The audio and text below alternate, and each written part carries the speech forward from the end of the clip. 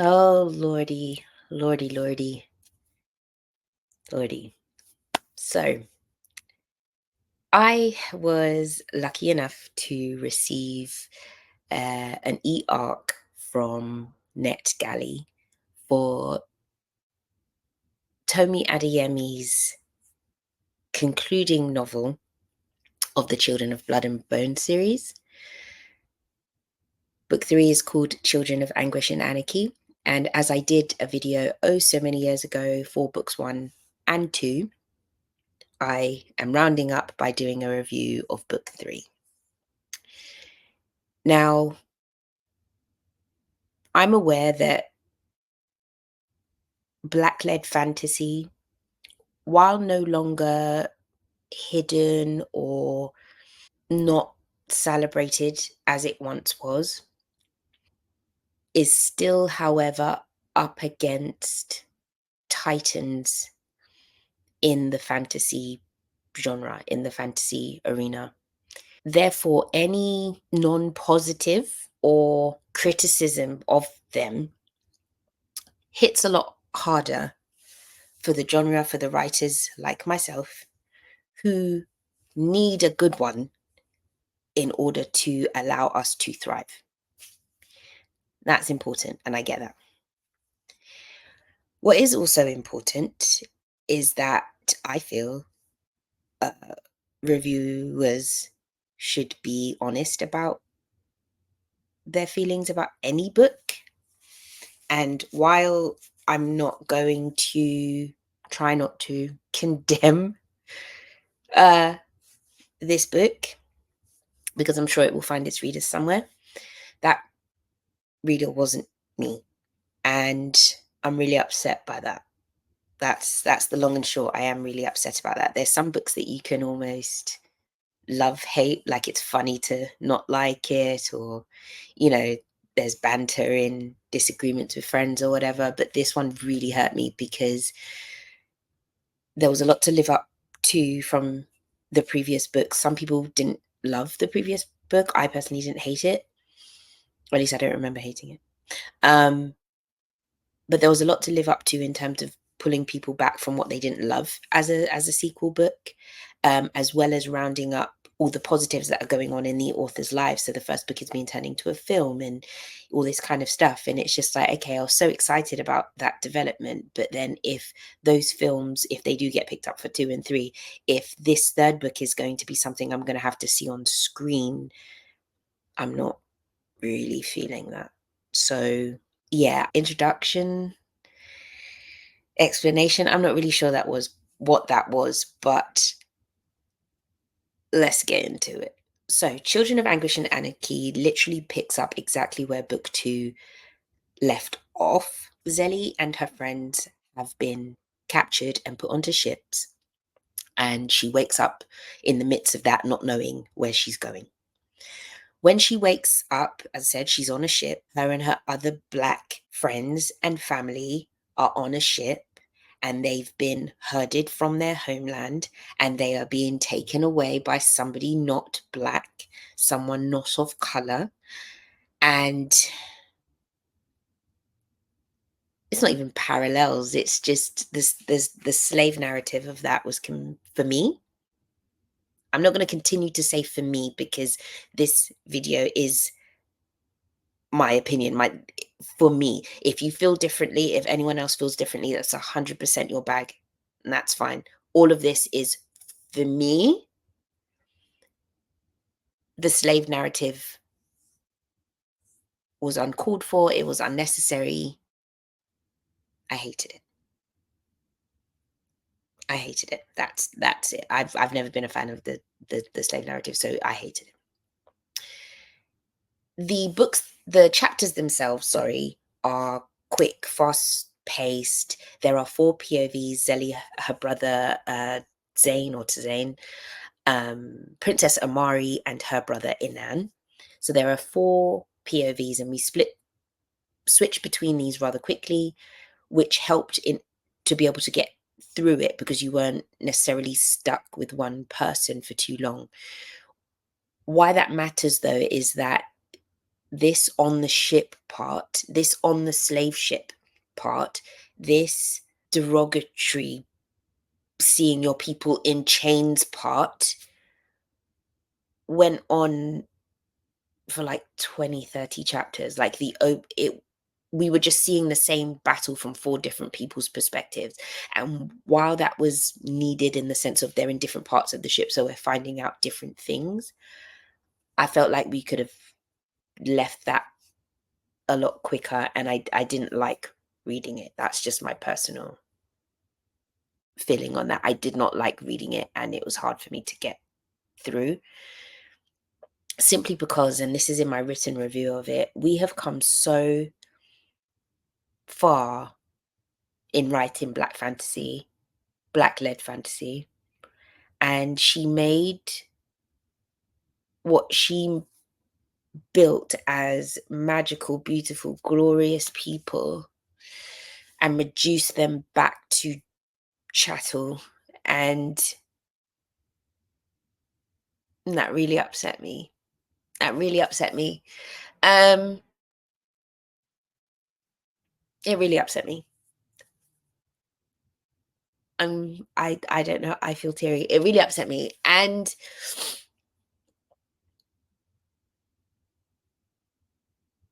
I, yeah.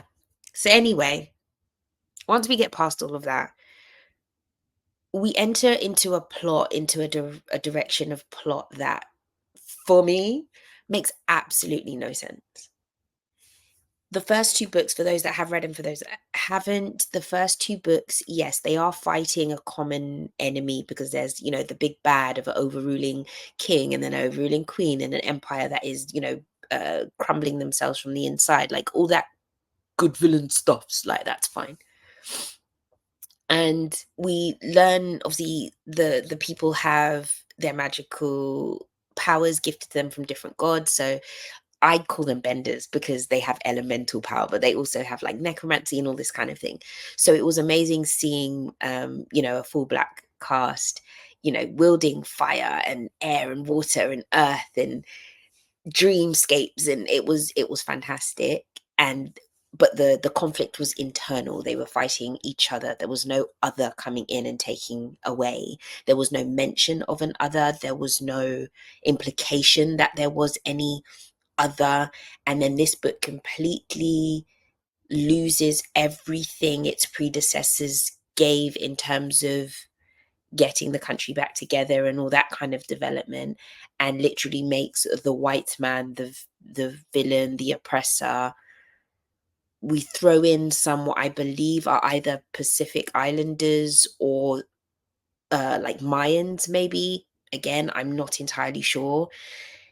We bring these new characters in to kind of expand the world, but there was no real cohesion to where they were, how we got there, how far away is this, the language. The only reason I thought they were like South American more than I initially thought they were Pacific Islanders is because at one point there is a word that says obrigada, and it's like, okay, so we're speaking Portuguese. So are we in Brazil-ish South America? But then even that is quite modern, as I've said it out loud, because Brazilians wouldn't have necessarily spoken Portuguese until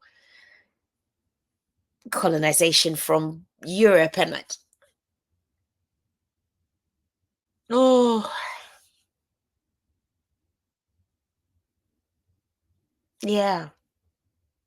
Look, I had such high hopes for this series because Children of Blood and Bone was an amazing book. And as an author, she did so much for putting black led fantasy on the map and making it possible for our writing to be seen. And I know I don't know this woman, but she's done herself such a disservice by putting by putting this out, I think. And it makes it makes me feel even worse because it took 4 years to come out, and I I'd like to know a lot about industry and why things happen and all this kind of stuff. So I understand that, schedules and timing and drafting and writing and creativity maybe not being there. And then all the wondrous stuff of her being signed with Disney and getting writers and directors and all this kind of stuff. So I understand that schedules will get pushed back. Why you couldn't have, put out, what we expected a few years ago. So that's fine. But to wait for 4 years and then get this again, 4 years, and I think it's only 360-ish pages long because I read it digitally.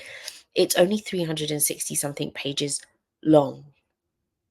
And, standard procedure, the trilogy, sorry, the concluding part of a trilogy is usually the thickest, is the biggest, a lot is going on.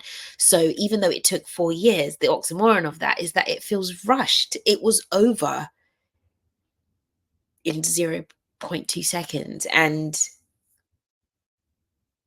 that was a lot. That was a lot. The plot is what let it down the most. It was completely disjointed from books 1 and 2. I don't know how we got here. I don't know why we went this direction. The characterization, everyone is still who they are, but just less. If that's the right word. Zelly, who was just so powerful and forthright and determined. I mean, she's still that, but just less. Just a bit like a hollow of that character. Inan,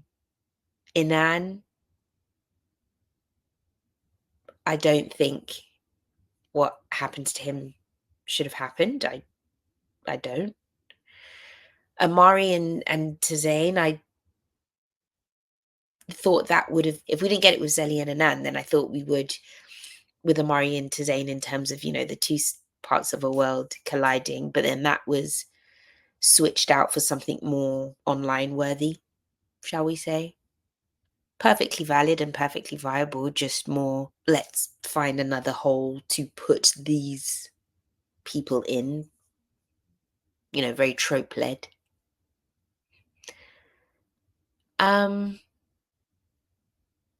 Yeah, I'm not going to spend too long on this because I know it will sound bad to say, but sometimes you don't like something and it's, as I said, it's funny and I didn't like this and I didn't like this, but my dislike of Children of Anguish and Anarchy is quite emotional for me because I wanted more from it. I wanted more from it so there could be more for us. And while there are definitely going to be people who still adore it and think it's amazing, which in a lot of ways it is. Like, if this was the first of a series and we were going this way and it had been fleshed out, the book is fine in the sense of it's written well and all that kind of stuff. But as a concluder, as a wrap up, as a finale, that doesn't connect, it really upset me. And I'm sad about that. I'm really sad about that. So, for those that have read it and are invested, as in read the first two books and are invested in finding out how it happens, please read it and let me know if you agree or disagree. For those who haven't read it, I would go as far to say read books 1 and 2 and just pretend that's where it ends. Yeah. I wanted this to be better. I really did. I really did. But yeah, this one wasn't for me. And I'm on a hunt. So let me know some recommendations of some black led fantasy because I am on a hunt to find one that I adore, that I love, that I can scream from the rooftops. And unfortunately, this just wasn't the one for me. As usual, follow on the socials, Charlie Author everywhere. Make sure you subscribe to my newsletter at charlieauthor.com. Speak to you soon, guys. Bye.